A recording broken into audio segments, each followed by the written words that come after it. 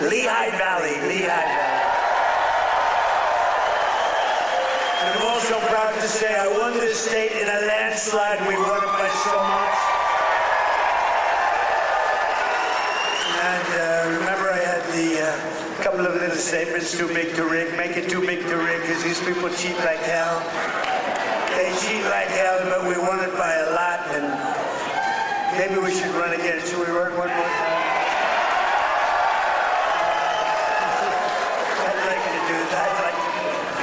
But I got more votes than any candidate in the history of Pennsylvania. Can you believe that, Mo? You would have gotten more. And today I'm especially honored to be here in the place that builds some of the toughest vehicles on the road, Mack Trucks. Mack Trucks is doing a great job. We have all of the Mack people, the chairman, we have the whole group here, all the leaders, the big guys. They're trying to get a contract for 15,000 trucks. 15,000. I said, that's a lot. I said, how many are you looking for? 10, 15? No, 15,000. Sir, that's a lot of trucks. For more than 100 years, this legendary company has been making trucks right here in eastern Pennsylvania, building the heavy-duty machinery that keeps our economy rolling, our factories moving, and our industries rolling all across the nation.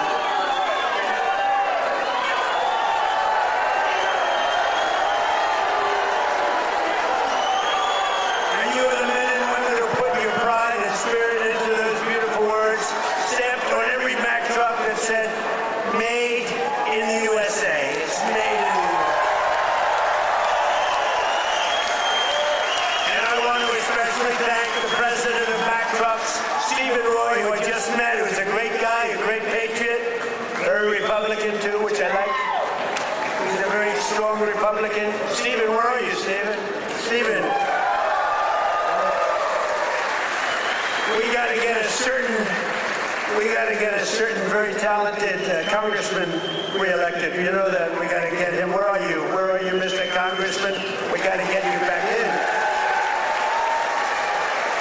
Thank you, and thank you, Stephen. But a very special thanks to every single worker at this fantastic factory. The job you're doing here is incredible. And I know you're applying for a big one, and we'll see how that goes. We'll have to call up some people and see if it's good. If your price is right. Is your price right, Stephen? I don't know. Maybe we'll get it down a little bit. We'll get it down. 15,000 trucks. That's a lot of trucks. But that's what this is all about. It's greatness. You built this country, and you are the ones who are making America great again. We're the hottest country in the world. For decades. For decades, the workers of this Commonwealth watched globalist politicians let other countries rip you off and close your factories, rob your jobs, take them away to foreign lands. And then I came along. We stopped it very quickly. Then we had a rigged election. But they were so stupid they kept everything going a little bit for us. And what we've done in the last year and a half, nobody's ever seen anything like it. They put America first, they put China first, they put illegal aliens first, and everybody else first, but we put you first by a lot. But at long last, you finally have a president who is putting workers first, putting Pennsylvania first, and putting America first. We're doing that, and we're doing that like nobody's ever seen before. And starting on my first day back in office, and this goes all the way back to 2016 too, but right from a year and a half ago, nobody's ever seen anything like this. We're the hottest country anywhere in the world by a lot. But I stood up to the trade cheaters and abusers and violators of the world like no president has ever stood up before. And now I'm standing up again because Iran cannot have a nuclear weapon, if that's okay. And we're doing quite well. I placed 50% tariffs on foreign copper, aluminum, and steel so they couldn't come in and steal your jobs. And sometimes even more than 100% tariffs. They weren't going to come in from foreign lands and steal your jobs. If they wanted to come in, they pay 100%, they pay 200%, they pay I don't care what it is. They're not going to steal your jobs, okay? And they stop.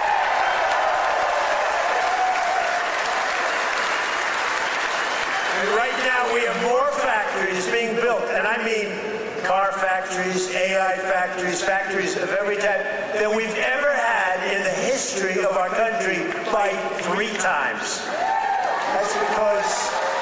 That's because they didn't want to pay the tariff. How don't you pay a tariff? You build your factory here and you hire American workers. It's quite simple, actually. But as you know, I placed a 25% tariff on foreign automobiles, and very importantly, I posed a 25% tariff on medium and heavy-duty trucks so that Mack Truck could do very well with this factory in Pennsylvania.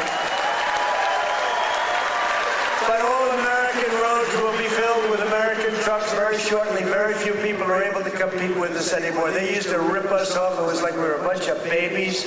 American labor worked with us, too. I just met the head of your unions, and they've been terrific. They work with us, and they're fair. They treated us good. Maybe we can negotiate a little bit tougher. Where the hell are the union guys? Those guys are great. They're great. There they are. I want to just say hello. We gotta make sure you vote for our congressman here.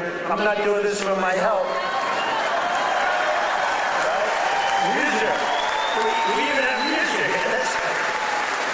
Within a single year of taking office, I slashed trade deficit with China by the largest amount in the history of trade.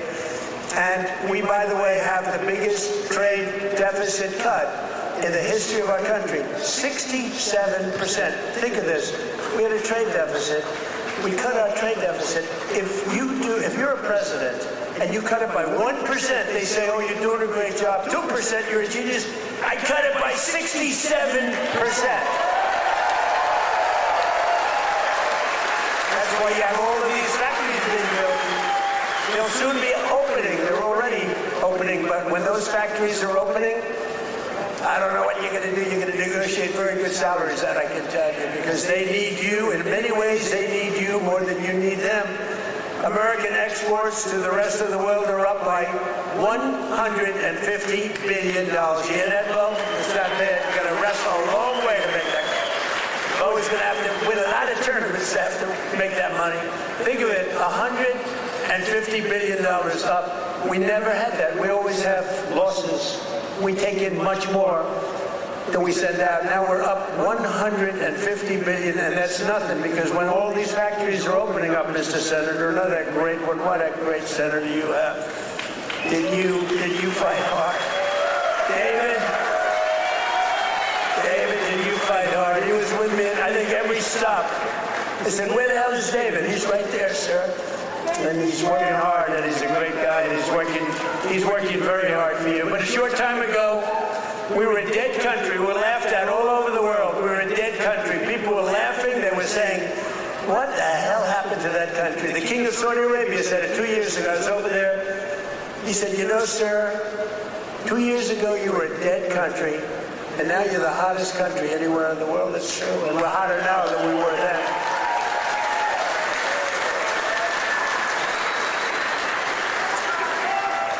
He then proceeded to announce that he's investing $2 trillion in our country, along with Qatar, along with UAE. Bahrain is investing, Kuwait's investing, but countries from all over the world, they're all investing in the United States. 2 years ago, they wouldn't even think of it. They thought we were finished. When I went to China 2 weeks ago, I met with President Xi, and we greeted each other, and he looked at me and he said, man, do you move fast. Because they thought they had us, but now it's really the opposite. We are doing numbers that nobody's ever seen before. So we had a great meeting. But as you know, we just achieved a historic peace agreement with Iran to end the conflict in the Strait of Hormuz. And by the way, yesterday, 19 million barrels of oil flowed out of the Strait of Hormuz. A very beautiful.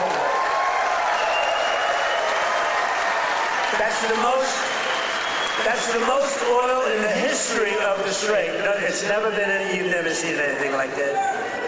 It's called an oil gusher. And most importantly, we are ensuring one thing very importantly, because this is why I did it. I did it for this reason, 99% for this. Iran will never have a nuclear weapon. And they've agreed to that. But remember, This wasn't easy. We had 47 years worth of presidents and other people, other countries too. We're not the only one that never did anything. They were the bully of the Middle East. And now we're leaving Iran with no Navy, no Air Force, no anti-aircraft, no missile capability, no nuclear program. We're leaving them without any nuclear capacity, and they've agreed to that. And we're getting along quite well, although if you read the fake news, you never know. Think of it. The fake news, they have no army, they have no navy, they have no air force, they have no anti-aircraft. We can fly over Tehran just at will. Nobody going to do anything to us. And then I read the fake news that they're doing quite well. They're not doing quite well. These people right there, look at all of them. Whoa! Whoa! Whoa!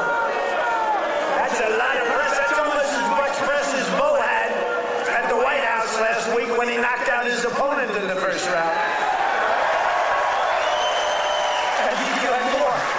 Bo had more press. But the Iran economy has been crushed and their defense industrial base has been damaged so severely that it'll take them many years to rebuild, many, many years. And now we're trying to work out a deal that's fair. And we also want to work out a deal. You know, the stock market hit a new high today again.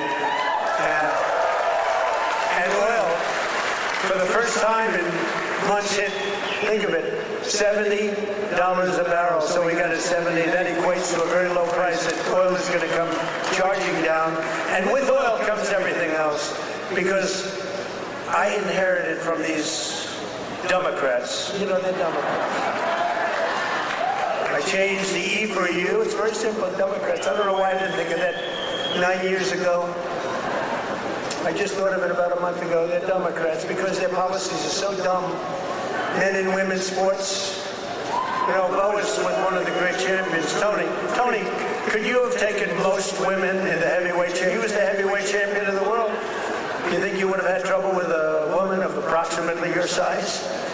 It'd be hard to find a woman of your size, but if we did, I think you would have been okay. What do you think, Bo? Could you have handled it? I think so. What about you, Bo? Could you handle a woman of approximately, or what, 182 or something? Think there's a 182-pounder that could give you a little tussle? I don't think so. I don't think so. He's such a nice guy. Say, no, not really. I don't think so. When she looked at those ears of Bo, when she looked at those ears, she'll say, I'll take a pass. She'll say, I'm not going to fight that guy. The average price of gasoline nationwide is down 60 cents a gallon just from a short while ago. And remember this. We had to make this detour. We had to go to Iran. You can't let them blow up the Middle East and then us, if that's possible. We would have gotten them before, but they would have blown up Israel. They would have blown up the entire Middle East. You can't let that. You want to see a bad economy? That's a bad economy. So remember that our oil in the middle of this conflict was less than it was for Sleepy Joe Biden. And we're putting out a fire. Biden, Clinton, Bush, all of them. Barack Hussein Obama. Have you heard of him? Have you heard of Barack Hussein Obama? None of them did anything. Obama gave them $1.7 billion in green cash. Remember, on a 747, they flew over piles of cash. $1.7 billion. Gave them hundreds of billions of dollars and thought they could bribe them into peace. No, the only thing they understand is what these guys in the front row understand is the hammer. Because if you look at what we did to their nuclear capacity with those beautiful B-2 bombers, that was truly a hammer. In fact, we named it a hammer, Operation Hammer. But our economy is ready to soar to levels the world has not seen before. I believe that, David. I think it's going to levels that nobody's ever seen before. All these factories are being built and they're going to be occupied. They're hiring people now. It's going to be something very beautiful. I don't know who's going to follow me, but remember that I was the one that did it, okay? Somebody's going to walk into office and they're going to have the most successful country in history, and they're going to be bragging what a great job they did. And we did it. In 4 long years of the crooked Joe Biden administration, they got less than $1 trillion of new investments. So think of it, Crooked Joe. What do you like better, Sleepy Joe or Crooked Joe? Ready? Sleepy Joe. Crooked Joe. I'm surprised. I like Sleepy Joe better, but they're both good. I use them both. But in less than 1 year, so they did much less than $1 trillion of investment from outside the world. Much less than $1 trillion. We just got the final. We had 11 months and 18, but we just got the final. $19.1 trillion in 12 months. Can you believe it? Investment from all over the globe. And since the election, the stock market has set 73 all-time records. In other words, yeah, sit down. We got plenty of time. It's an honor that you all stand. Oh, look who we have, the Wall. Stand up, Wall. Look at this guy. I'm going to get a suit just like that guy. I'll bet he's been to 200 rallies. Him and, where are my guys? Oh, look at my guys, front row Joes. I got these front row Joes.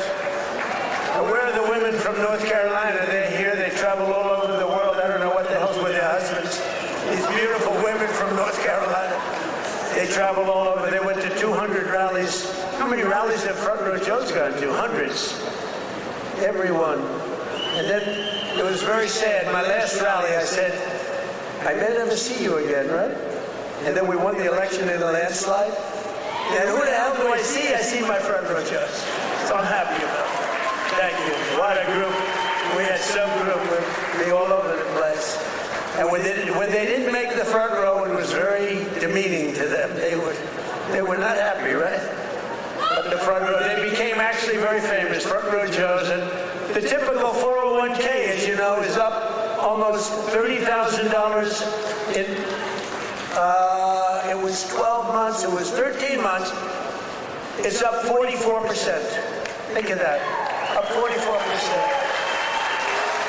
Because, you know, as goes the stock market, so goes a lot of your own wealth. And I tell about this police officer. I met a police officer first time, similar thing, but now the numbers are even more. I was in New York. I met a great police officer, New York finest. And he said, sir, I want to thank you. I said, for what? He said, my wife didn't think much of me very much. We were having marital difficulty, actually. She thought I was nothing. I'm a police officer. I'm a tough guy. I looked at him. The muscles were all over the place. He didn't suffer from that. But she thought maybe that muscle wasn't so good because he was always losing money in the stock market.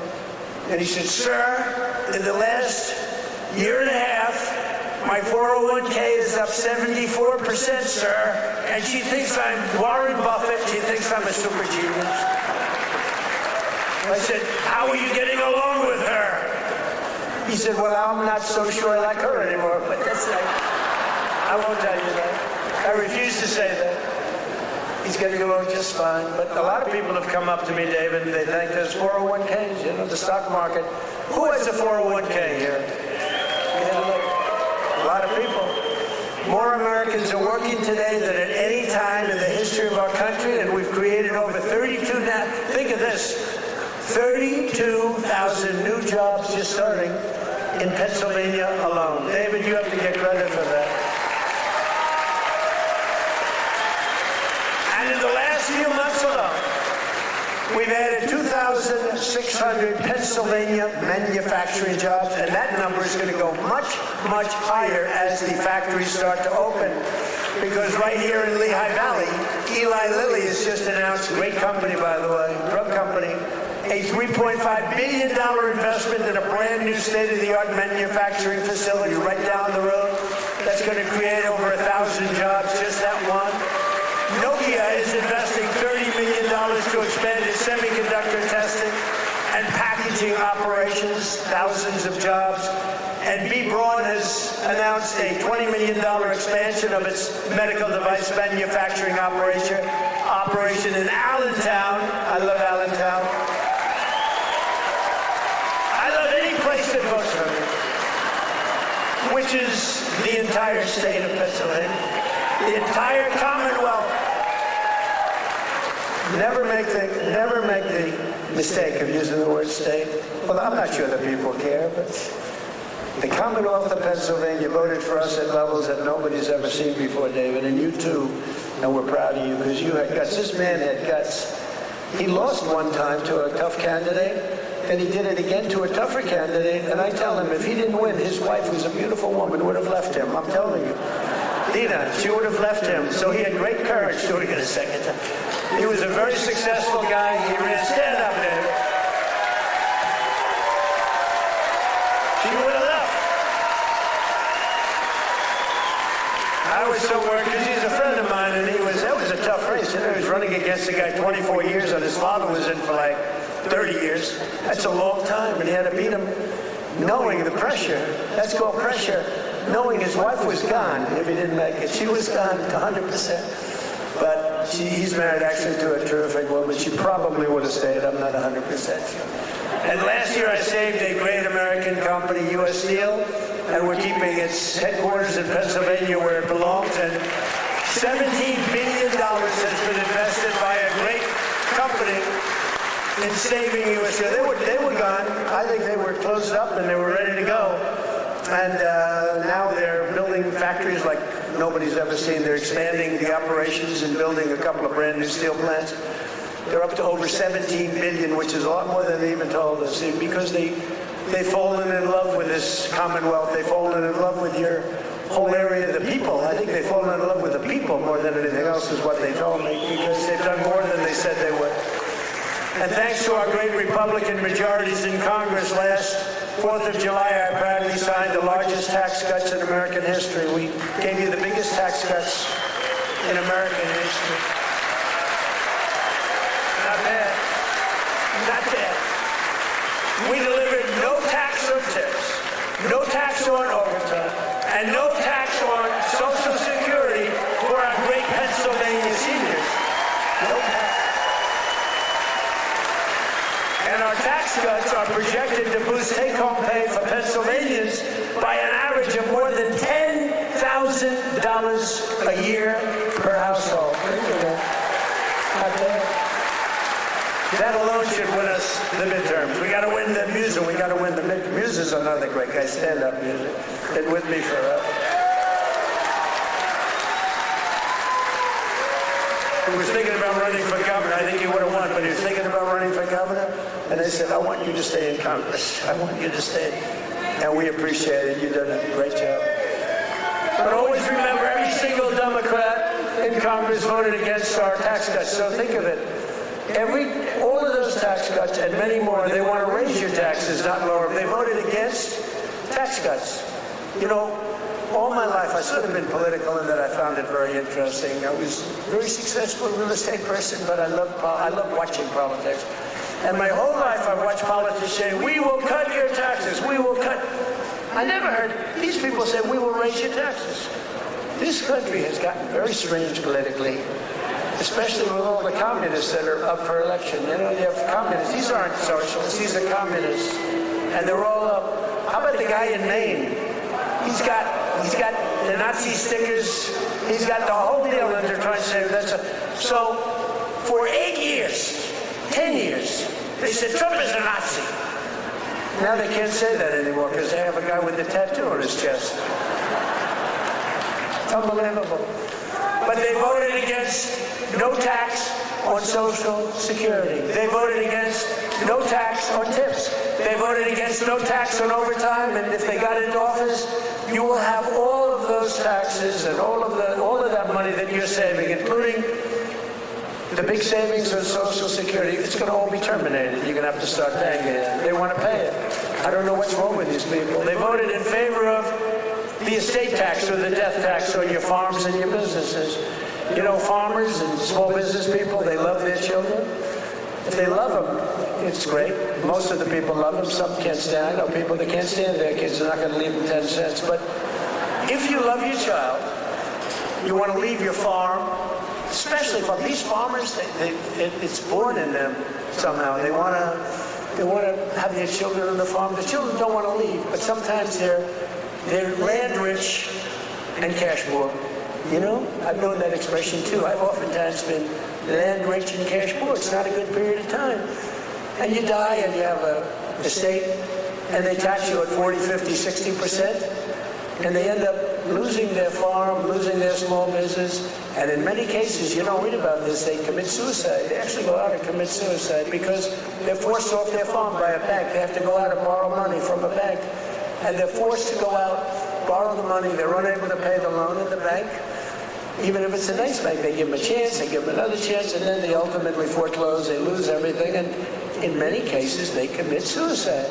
And I said, we're not going to have that crap go on. So you have no estate tax to pay on your small farm, small business, on your farms, your businesses. And you can, if you love your children, you can leave your farm or your small business to your child, and they're not going to lose it. If you don't love your children, then don't listen to what I'm saying, because it doesn't matter. If you don't like them, don't leave them anything. The hell with them. They probably deserve it. But think of it, the Democrats voted against the border wall. The border wall gave us the safest border. We have the safest border now in the history of the country.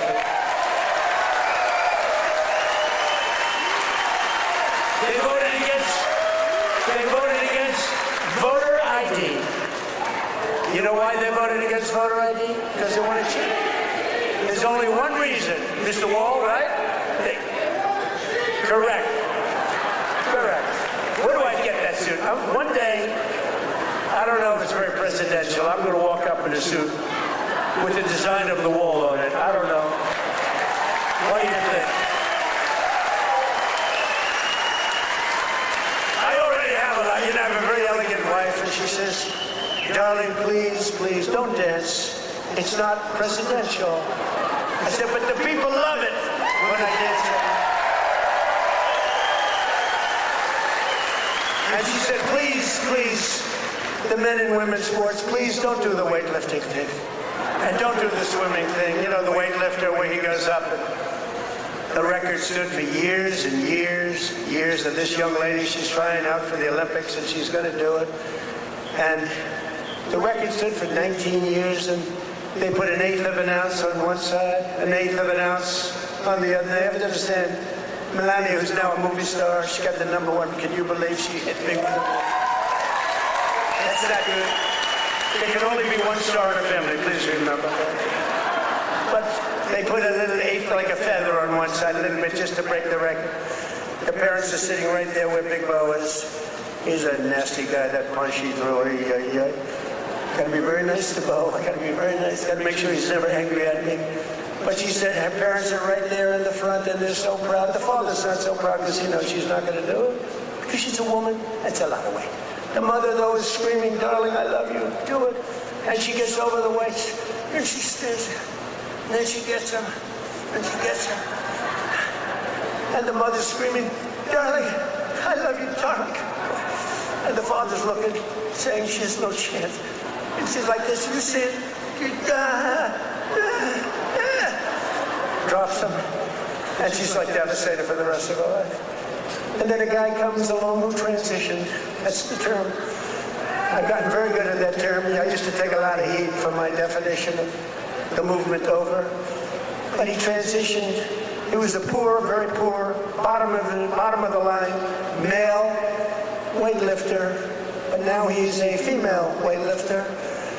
And he looked at the amount. I think it was like 210 pounds or something like that. Well, that's a lot for a woman, but not that much for a man. You could do it with one hand. And he goes, looks down at the weight.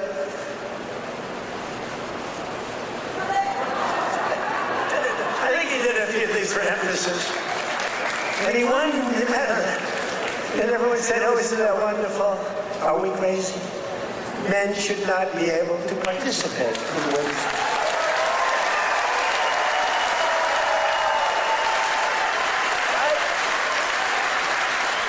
That's the 99%.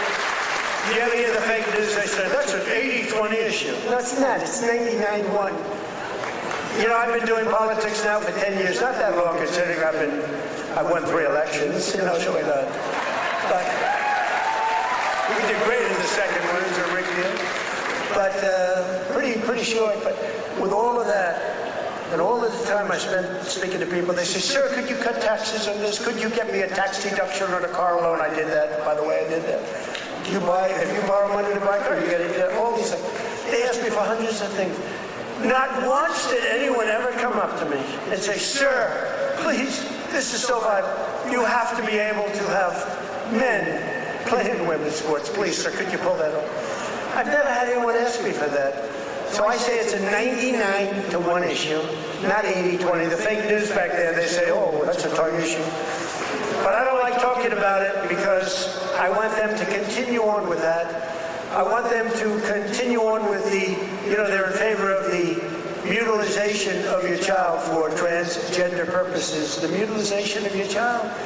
And I would say politically it's a very good thing to run against a person that's in favor of that kind of stuff. So we let them, we don't bring it up during off political seasons, but we have a political season coming up, and they'll be doing all of that nonsense, and they're going to lose a lot of elections. And now, if you look in New York, we have all communists running. They're all excited. They're going to win their primaries, but I can't imagine they can beat a normal Republican. So I think it's a good thing, Muser. What do you think? I think it's a good thing. Wouldn't you like to run against somebody like that? Well, Shapiro's not that much better, to be honest with you, but I will. They're all being forced. They're all being forced. A guy like Shapiro, he's going to be forced to the left. Otherwise, he's not going to get the nomination. But they voted against proof of citizenship. Think of it.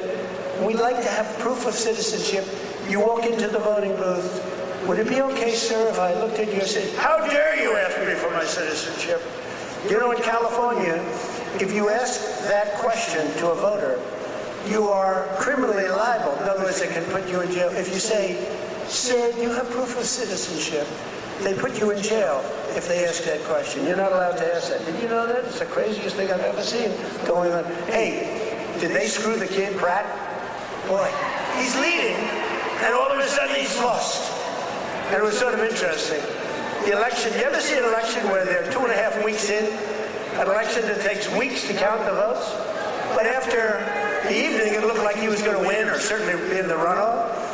And then I started hearing rumors as the days went by, days and days went by, that Pratt is fading. He's fading. I said, they rigged the election. And then lo and behold, he didn't qualify, even though he was so far up in the third place person that it was almost impossible, and he didn't qualify. And then it started happening with the next candidate, Steve Hilton, who's running for governor. He was up in front, just about leading, no problem. And all of a sudden, about 4 or 5 days after, this is after the election's over, they said, Steve Hilton is starting to lose votes. I said, here we go again. And I called up the U.S. Attorney in California. They said, we're going to have a number in the next week. Next week. I called up the very powerful, very good U.S. Attorney in California, and I said, do me a favor. Take a look. They're trying to steal that election, too. I guess they called up. They said, this is the U.S. Attorney call. We have your great U.S. Attorney here today, by the way, and your assistant U.S. Attorney. They're doing great. David, thank you. So over the next week, he was definitely going to lose, but the U.S. Attorney called. We want to check your votes. About an hour after the call, ladies and gentlemen, Mr. Hilton has won. So had I not made that call, Steve Hilton would right now be watching the election from home. So I don't know, he would have a great chance, but the election's totally rigged. California's totally rigged. All mail-in ballots, it's a disgrace. We got to pass the Save America Act, okay?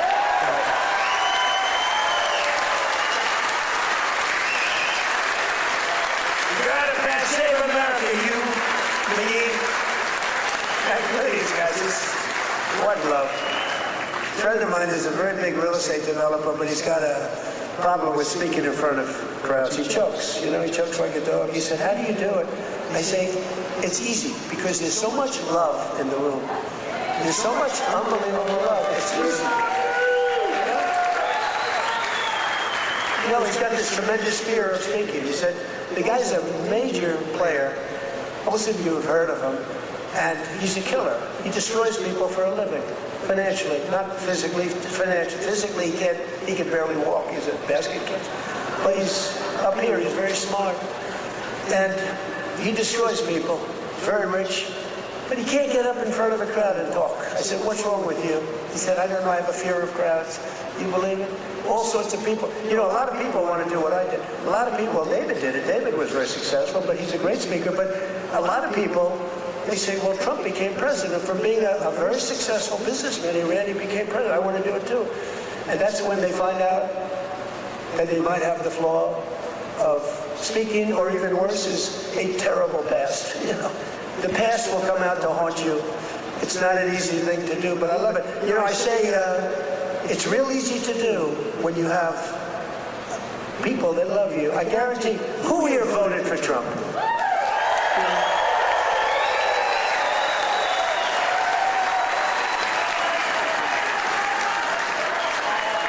Who didn't? Well, this is dangerous, so don't raise your hand. Think you're going to be cute, because you might be a big problem. And they'll blame me for causing problems. Who did not vote for Trump?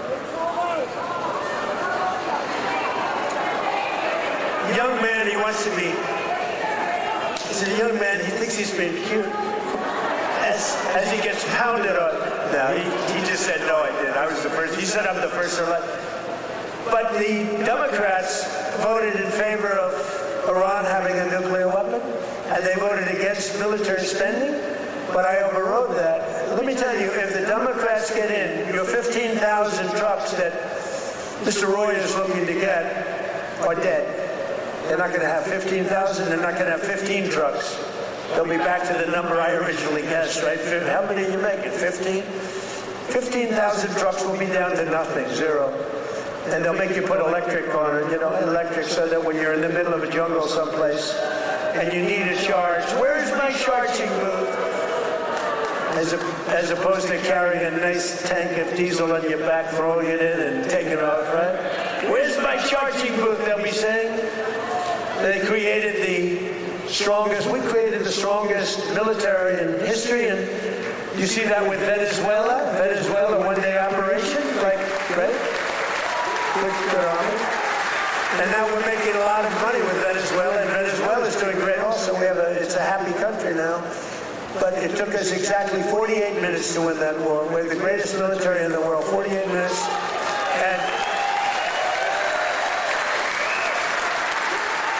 And we paid for the cost of the war, wait till you hear this, 28 times already. More, but 28 times. So the cost of the war, we've already, because we brought millions of barrels of oil out, and we're getting along great. The people running it, they're our people, they're great people, and the people are happy in the country. They have smiles, they were miserable, they were starving, but they have a lot of oil under their ground. You know how you find oil in Venezuela? Just look at the ground.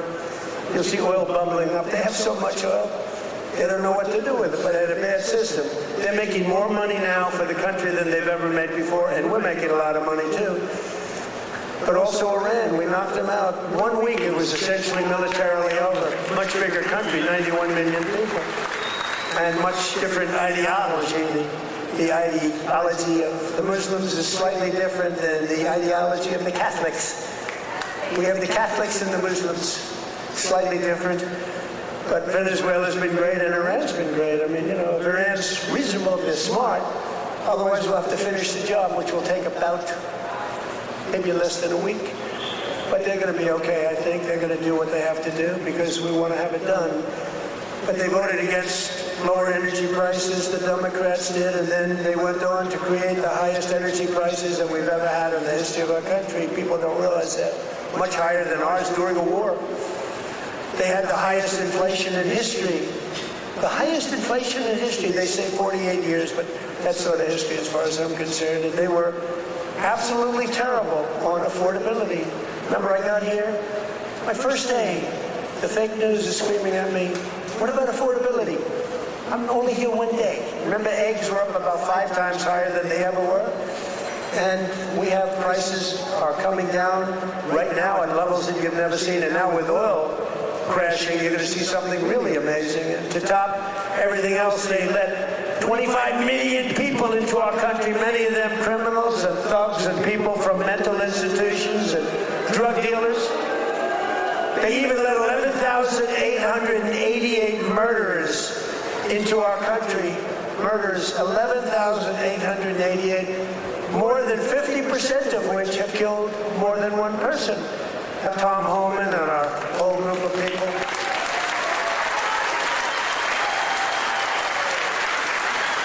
But the Democrats want open borders and they want them all to come back in. You can imagine that.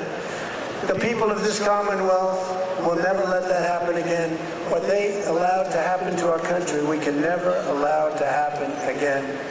As an example, the war with Russia and Ukraine would have never, ever started under our president. We can never let elections get rigged again. But we're pleased to be joined today by one of those Pennsylvanians who's benefiting from the historic tax cut, Sergeant Sam Elias, with the Bethlehem Police Department. He's a great guy. Sam works the night patrol so that he can help his wife take care of their 6 beautiful children during the day. And I'm told their youngest is named Melania. Can you believe that? The name Melania. Where did you come up with that one? After our great First Lady. So Sam is taking home thousands of dollars extra because of no tax on overtime. And Sam, you want to come up and say a few words? Come on up. Come on up.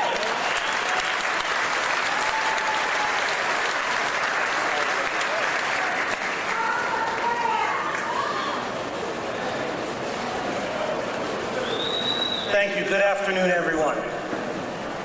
I'd like to express my appreciation to President Trump, Congressman Ryan McKenzie, and the entire White House administration. As a father of 6 children in a single-income household, I can tell you the Working Families Tax Cuts is a policy that helps my family. Hard work should pay off, not get punished with higher taxes. No tax on overtime, no tax on tips means more money in the pockets of working Americans. For my family, these savings have translated to what was once a day trip to the park, is now an overnight stay at the Jersey Shore. Bigger tax returns have allowed Americans to create new family memories and save for future projects. As the President said, I also work night shift as a police sergeant in the fine city of Bethlehem.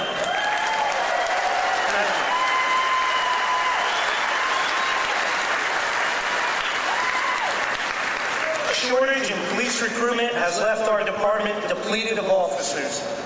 Our officers get called out for overtime to cover these shortages. Some pay periods, officers are working over 40 hours of overtime. That's why I'm grateful for no tax on overtime. Thank you, Mr. President.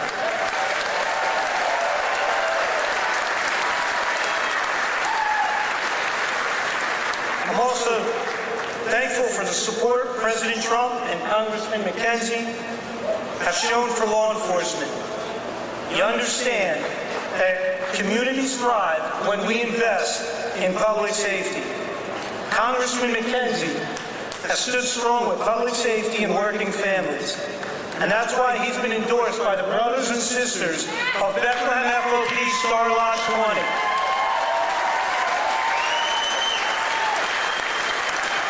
Congressman McKenzie has been on the front lines in supporting public safety. He secured $700,000 for the Bethlehem Police Department for much-needed technology and equipment upgrades at our police department, along with bringing home $1.6 million in funding for volunteer firehouses and infrastructure. Thank you, Congressman.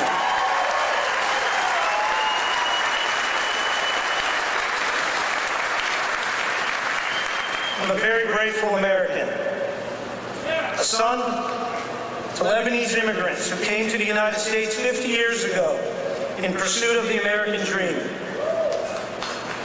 My 80-year-old father is here with me today.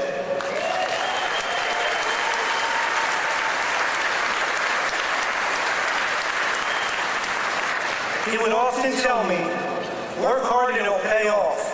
Well, 50 years later, thanks to President Trump and Congressman McKenzie, my father's dream has come true. I thank you for that.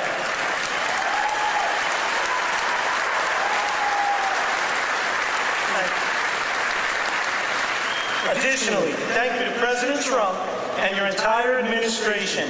After more than 50 years, the Lebanese people finally have an American ally who advocates for a sovereign and independent Lebanon governed by the Lebanese people. Thank you for that. Mr. President, you have the support of almost 20 million Lebanese people worldwide.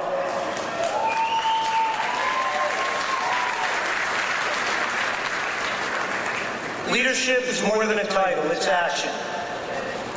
I'm grateful for the actions coming from President Trump and Congressman Ryan McKenzie. Your actions are prioritize the American dream. Less taxes, safer communities, and America First policies. I thank you, President Trump. Happy belated birthday, and happy birthday to the United States of America. Thank you, and God bless.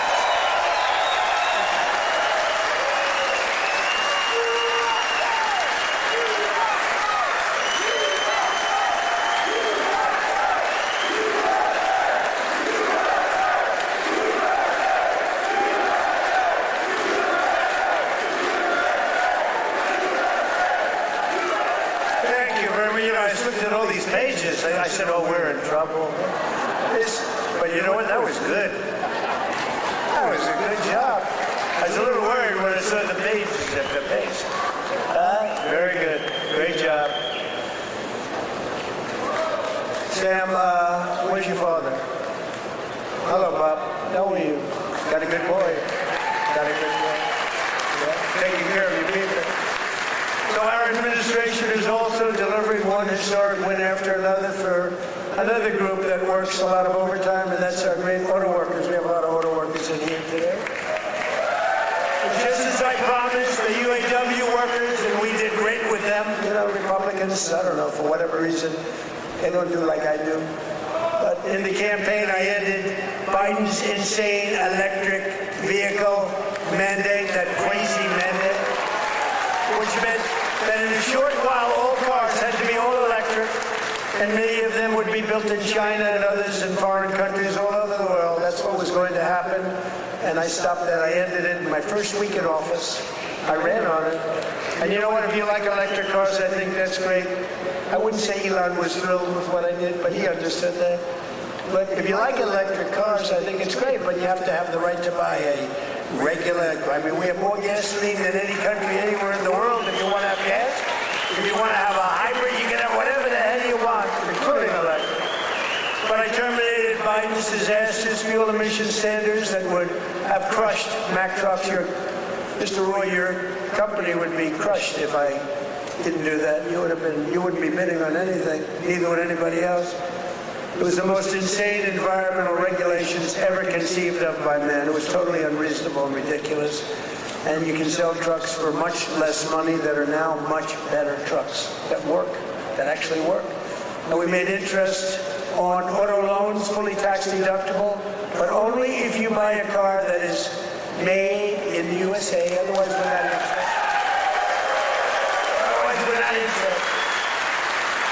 And I say to the auto manufacturing business in America, we have more auto plants being built today than we've had in 60 years, and I think maybe ever. And bigger and better. They had a big one in a certain state that I love also. I love a lot of places. And they took out this old plant, but it was big. And I said, did you redo it yet? They said, we're not redoing it. We're ripping down and building a brand new one, a beauty. You know the one I'm talking about, Dave. But we're pleased to be joined today by Pat McHugh, a Marine Corps veteran, a great guy, who spent 28 years with Mack Trucks, and he leads the cab assembly and serves as new product line launch leader. It's a big deal. And Pat's grandfather worked here, his dad worked here, and now his son is working here and doing well. And they know how important it is to keep manufacturing jobs in Pennsylvania. Pat, say a few words.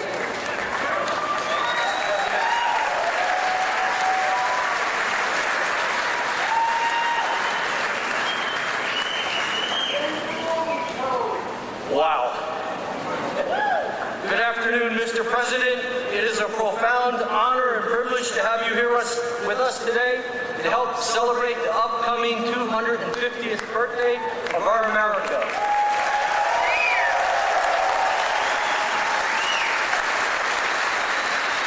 And most recently, our 125th anniversary of building Mack Trucks.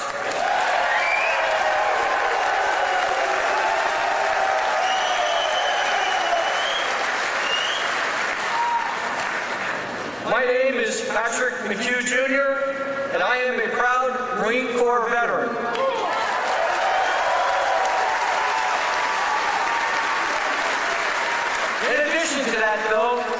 I am an even prouder Mack Truck employee.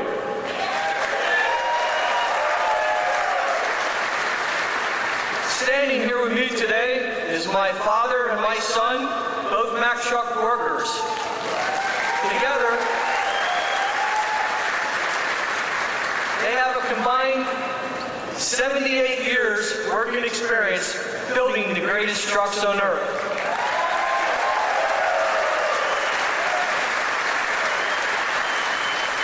You can say Mack Trucks runs in our blood. At Mack Trucks, we work hard to build the trucks that help build America. And we are proud that those trucks are built in the United States of America.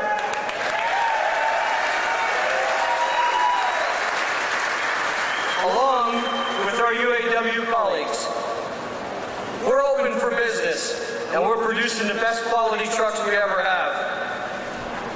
On behalf of our entire team, we warmly welcome you to our plant, Mr. President, home of the finest trucks in America, built by the most skilled and dedicated workforce in the trucking industry.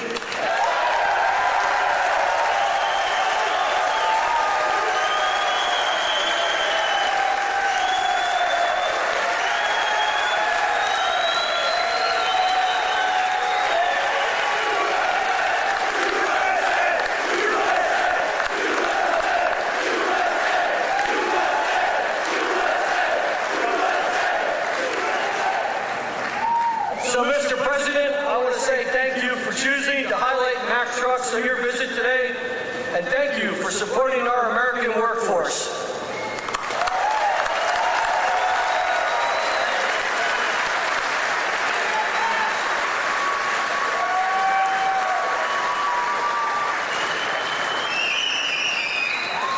Thank you, Pat. That's a good family. That's a good family. They're proud of your company. I want to also thank two people, very special people, because I know them and I know what they do, and it's not easy, but they've done a great job. David Durgan and Timothy Herzog of the UAW committee. Where are you guys? Thank you.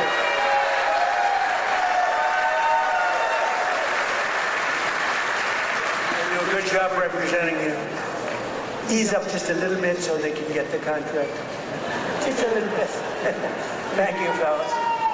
Get this congressman elected. That's what you got to do. But we're pleased to be joined also by Labor Secretary Keith Sonderling. Keith, where are you, Keith? Where's Keith? Hi, Keith. Good job. Is he treating you guys good? Is he all right? He better treat you good. A very special guy, somebody that everybody wanted, I have to tell you, everybody wanted him. He's some person who was actually an astronaut.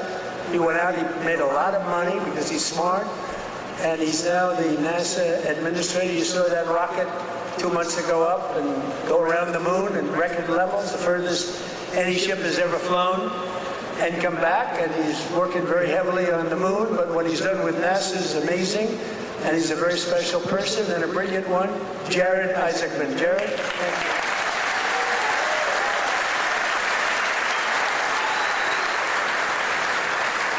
Great job. As well as, I introduced him a little bit only by the name David, because he knows me, and I know him by David. But David McCormick is your senator, and he's a brilliant person, brilliant businessman. He loves the Commonwealth. He loves Pennsylvania, and this is where he wanted to be, and he had a rough fight.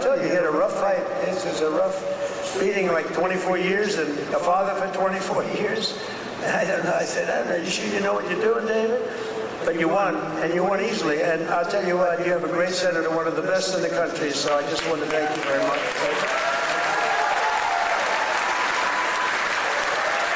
And 4 warriors for Pennsylvania in Congress. These are warriors. Lloyd Smucker is here. Lloyd, thank you. Thank you. John Joyce is here. John, thank you. Dan Muser is here. Thank you. And these guys guys are all in good shape, but we got to get Ryan McKenzie elected. We got to get Ryan. I'm not here for them, I'm here for him. We got to get Ryan elected. Run up here, Ryan, fast. Nobody wants to hear you. Come on, just run. Nobody wants to hear you, Ryan. Do what David did. He'd go up for 1 minute. Thank you very much, everybody. It's nice to be here sitting, and everybody thought he was the greatest speaker. Okay. Well, Mr. President, I can't thank you enough for coming here to the Lehigh Valley, highlighting the great men and women of Mack Trucks, doing all the work that you do in Washington, D.C. for our veterans, our first responders, and everybody across this country to continue to maintain America as the greatest country in the world. You are the president that is fighting for all Americans. Thank you for being here.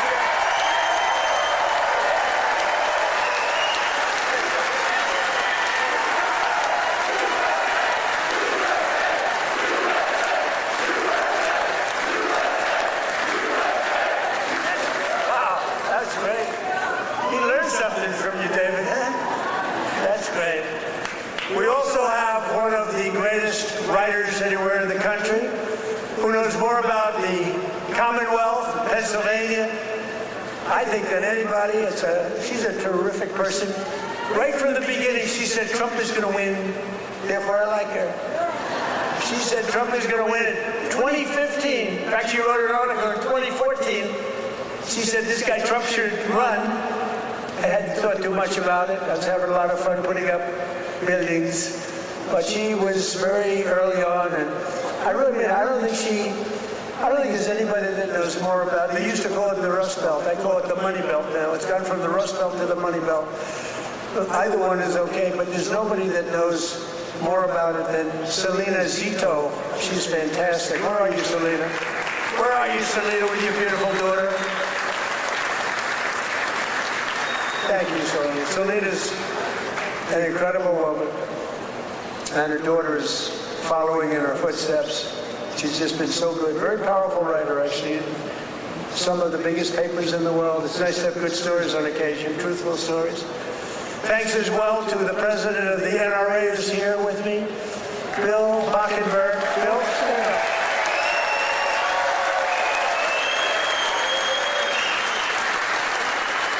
And they always give me their endorsement because I saved the Second Amendment, and you think it's easy. On occasion, it was not easy, right, Bill? But we did it. We did it with your help. And we're doing a couple of other things, working with you and your people. But I think you've done a fantastic job. The NRA, everybody, they really have been. They've been with me right from the beginning. And Bill asked me would I support the national right to carry legislation. How do you feel about national right to carry?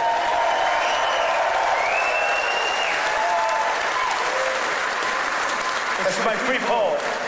You know what that is? That's a free poll. I don't have to pay $300,000 to somebody that doesn't even do polling, you know? You give your phony numbers. See, those are real numbers. National right to carry. Yeah, we're working on it. And we have a very special guest who you just saw on the highest rated fight show ever in the history of television, the UFC Freedom 250. So this guy, well, I just have to set it up a little bit if I don't mind. Because I'm thinking, you know, I'm a similar size. I weigh more than he does, actually. So therefore, I have a tremendous physical advantage over him. His muscles are slightly harder and slightly younger. He's a lot younger. But I think I can do it because I'm a great athlete. He knows I'm a very good golfer. And I'm much better off on the golf course against him than I am with the wrestling man. But he went virtually undefeated. I mean, he went 4 years. He was the top wrestler. His friend, Tony, who's another champion, I'll introduce you to, Tony. But these two guys were on the Penn State team, and Bo Nickel, but, I mean, you couldn't defeat the guy. And then, he had every battle. I guess he was a 3 or 4 time All-American.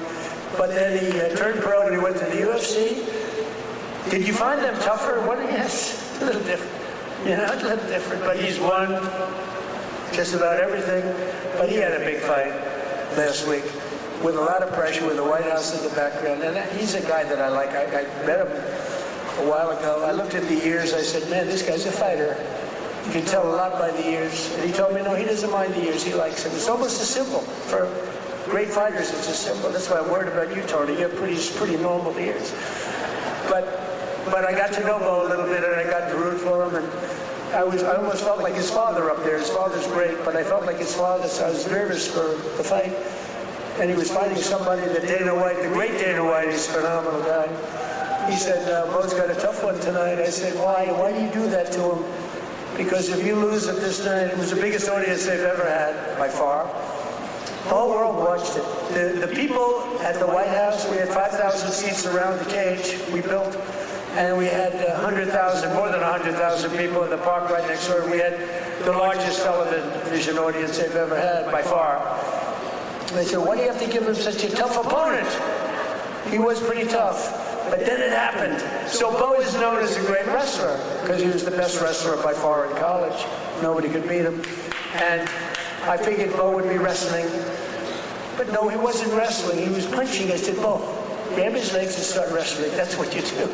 But he didn't do that. He didn't listen to me. And he got a shot off that was brutal. And in the first round, right, knocked him out. He was really knocked out. Great fighter. The guy was a great fighter. Is a great fighter. So I just want to thank, he's from Penn State. He loves Penn State. He is the NCAA wrestling champion. And just fantastic. And his friend, and you probably know, is also, I think you were roommates, right? That's a tough room. I wouldn't want to fight these two guys. Let's go pick on those two guys. I don't think so. But he was the heavyweight, and he lost a lot of weight. He weighed 35, 40 pounds. I asked him, how much did you wrestle? About 40 pounds heavier. In other words, you want to live, right? You decide to lose it. But he was also the champion, NCAA champion, and his name is Anthony Cassar. So come up here, fellas, because I want to just ask the audience a question. Come here, bud. So here's my question. If I work out for the next couple of months, really work hard, lifting those weights and really, really work, could I beat Bo or Anthony in wrestling? You're very disloyal. You're very disloyal.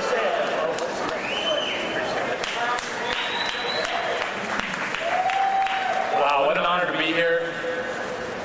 I think walking up here I was almost as nervous as the fight, but it feels like a fight. Yeah, it feels like it, but this is exciting. I'm grateful to be here with everybody. So grateful to President Trump for making an event that, in my mind, never seemed possible happen. UFC Freedom 250 on the White House lawn. Unbelievable. I don't think there are too many presidents that have the courage to do something like that, and just so unbelievable. For me, both my parents were high school teachers. My dad was a wrestling coach. My grandpa was a wrestling coach, and I grew up around sports and just competing from 5 years old, and so to be able to do something like that is a dream come true, and it's just through hard work, effort, discipline, and a lot of time in the wrestling room, a lot of time in the cage that I was able to do that, and that's really because America is the land of opportunity, and if you set your mind to something and you feel passionate about what you do, you can accomplish anything, and thank you. I don't want to take too much time, but I want to tell a quick story about the first time I met President Trump. It was in 2019 at the White House, and our team and I won the Nationals, the NCAAs, and at Penn State we are. And we were given the opportunity to meet President Trump, and it was really special because he took a lot of extra time to talk with us as wrestlers. I think he respected the wrestlers a lot, and I told him that when I'm done wrestling, I was going to fight, and he asked me if I needed a manager. And I thought that he has better things to do than that, but really since then, I feel like we've had a special connection that I'm extremely grateful for, and fast forward 7 years, I'm fighting on the White House lawn, and I turn and look at my corner, and President Trump is right next to him.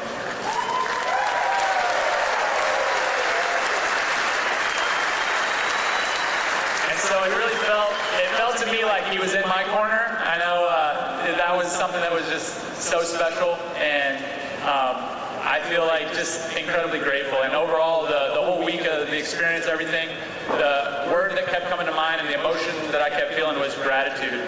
And I'm grateful for President Trump, grateful for all my friends and family and supporters, and I'm grateful to be an American, and it's the best country on earth, and God bless you all.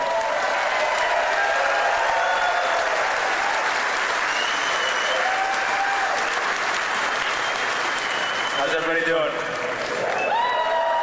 This is an awesome crowd. I'll keep this really short. It's just an honor to be here. Bo and I have been roommates since our freshman year at Penn State, and never could imagine this, but it's an honor to support Mr. President, this great nation, and the American workers that build the foundation of the United States of America. So as a small business owner, real estate investor, I just want to thank President Trump for the big, beautiful bill, all he's done for small business owners. And most importantly, I pray that God will continue to bless him and guide him to lead this great nation, and God bless all of us. Thank you.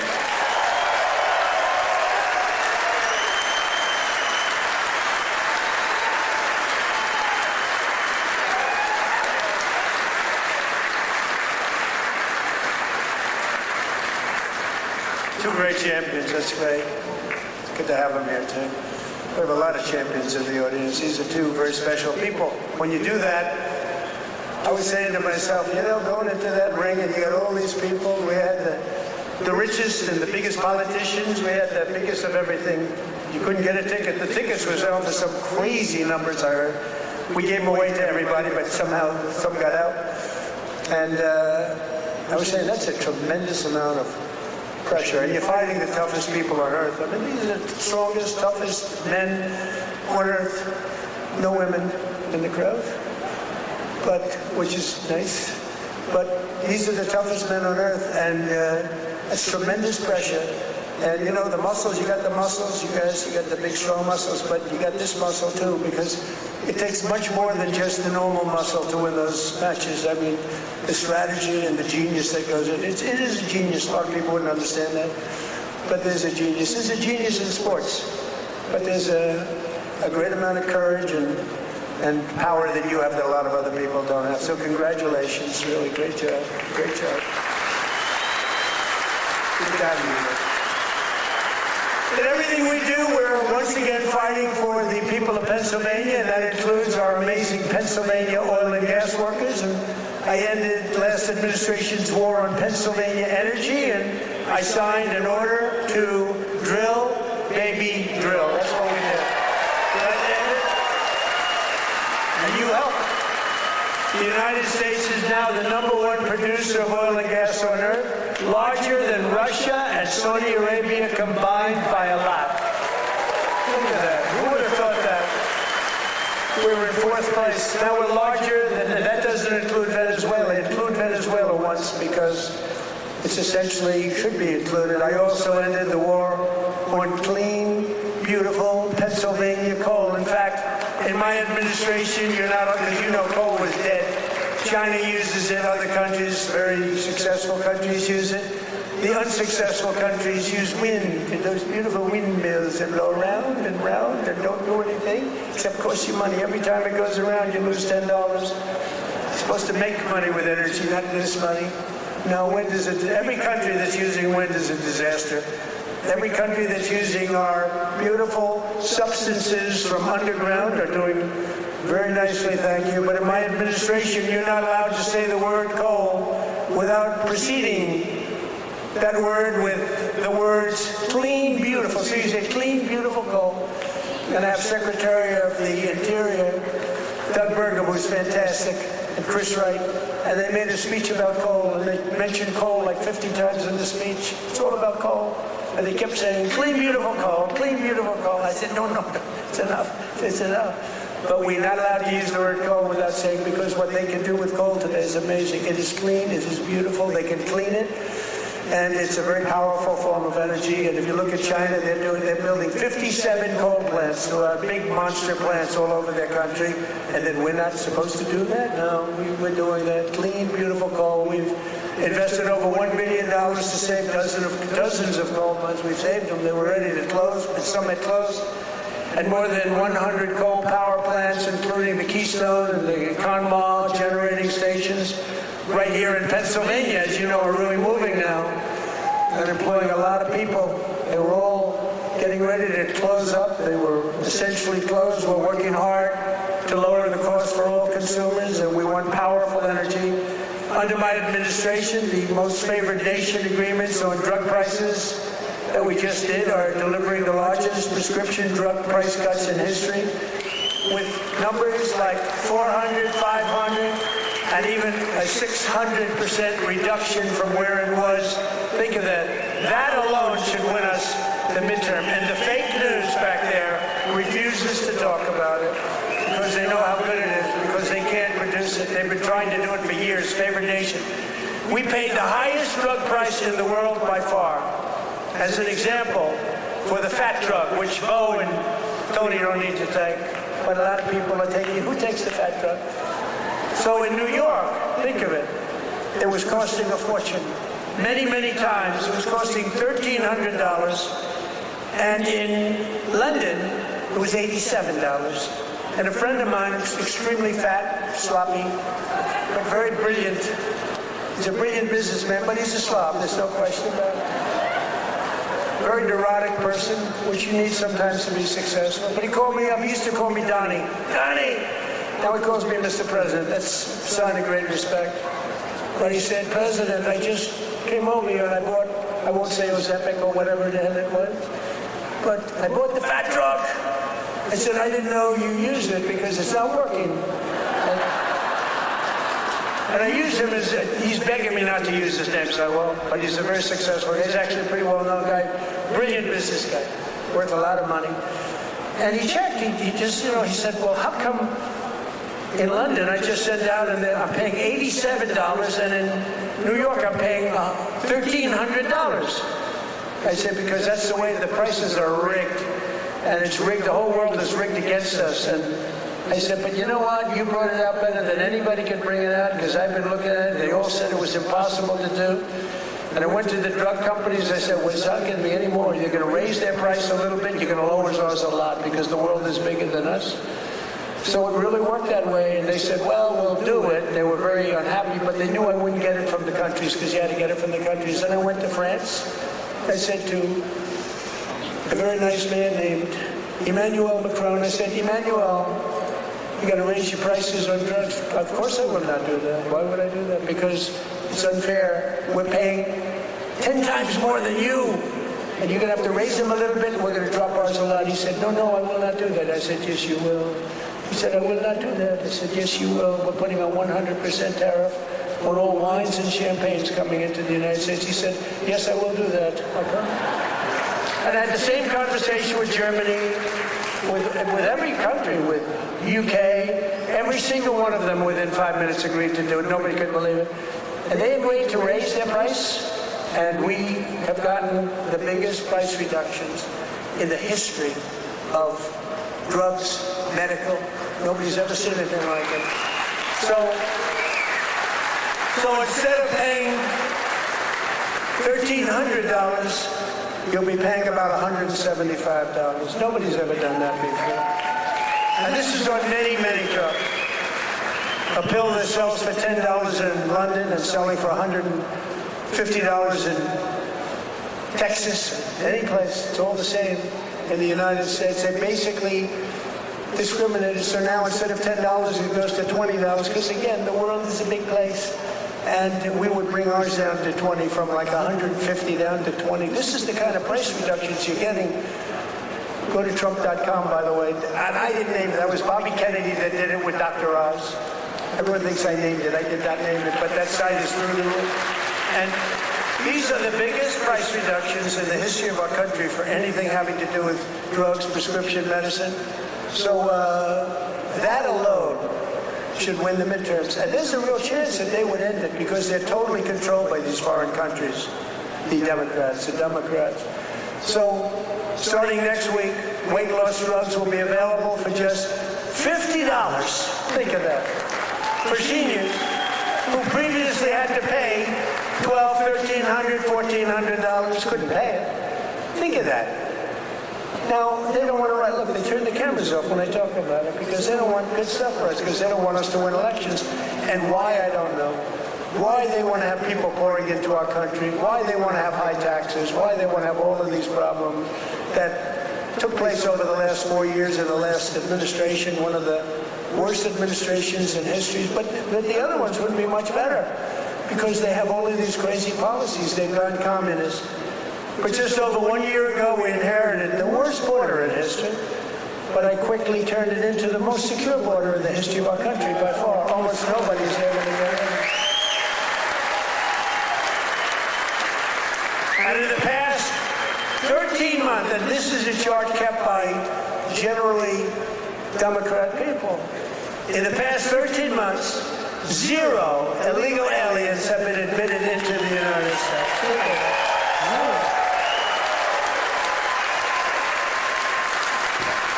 And even I find that argument, but it's 0. I mean, they'd love to have it be high, but we can't do that. We have a country, and we're going to run it well. We don't want to have prisons released into our days.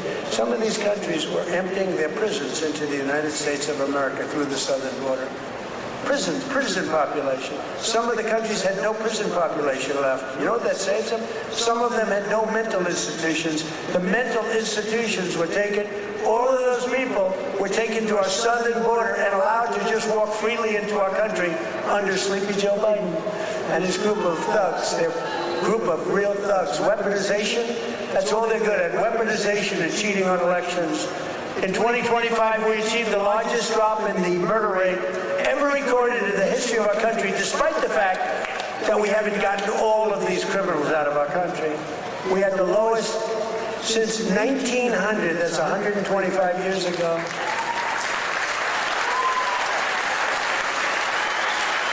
And we cut the flow of fentanyl across our border by 56%. That's a big number.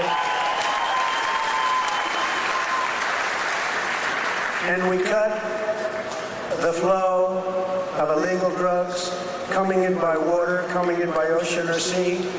We cut it by 97%.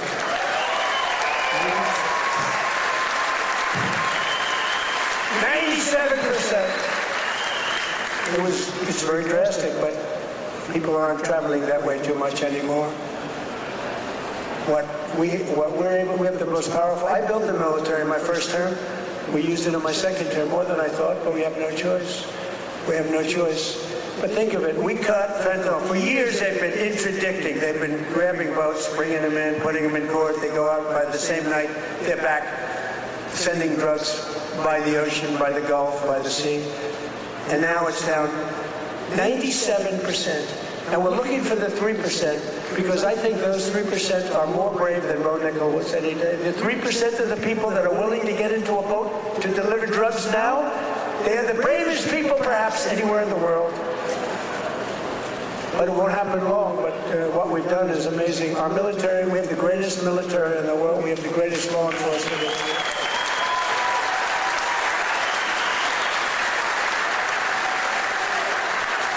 And we have the highest number of recruiting. So a year and a half ago, it was headlines. Nobody wanted to join the military, the Army, Navy, Marine. Nobody wanted to join any of them.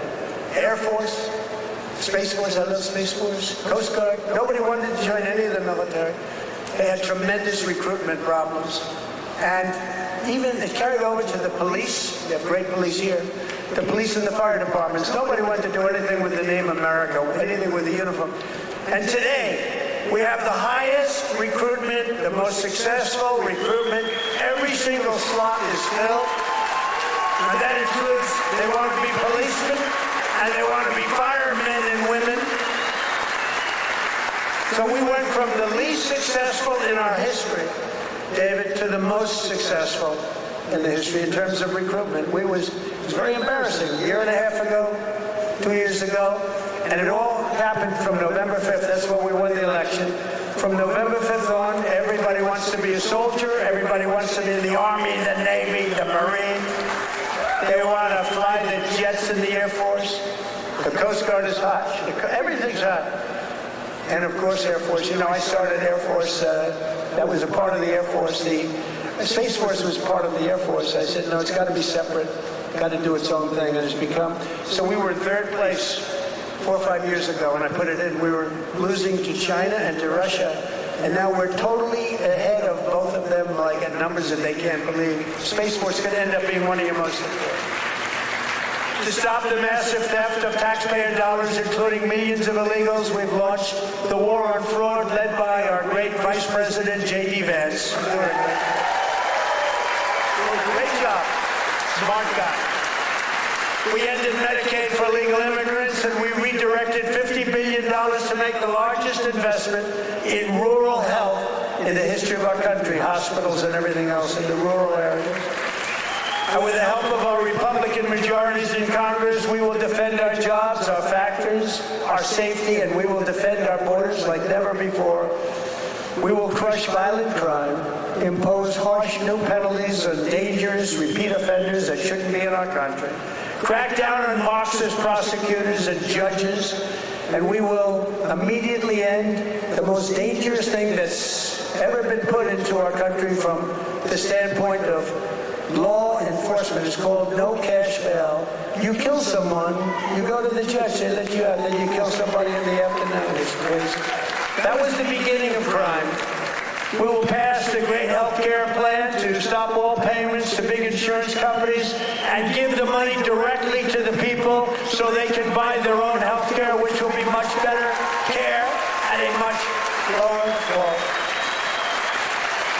And we will pass the Save America Act to protect our sacred American elections.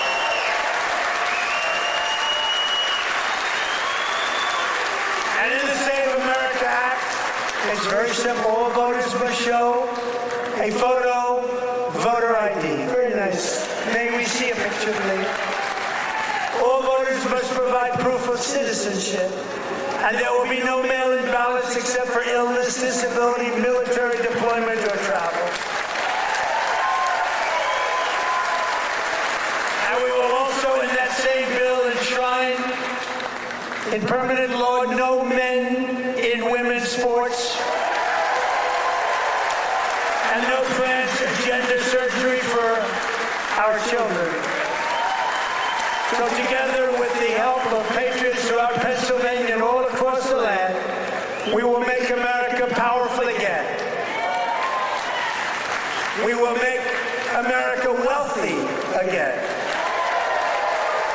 We will make America healthy again. It all happened. It all happened. We will make America strong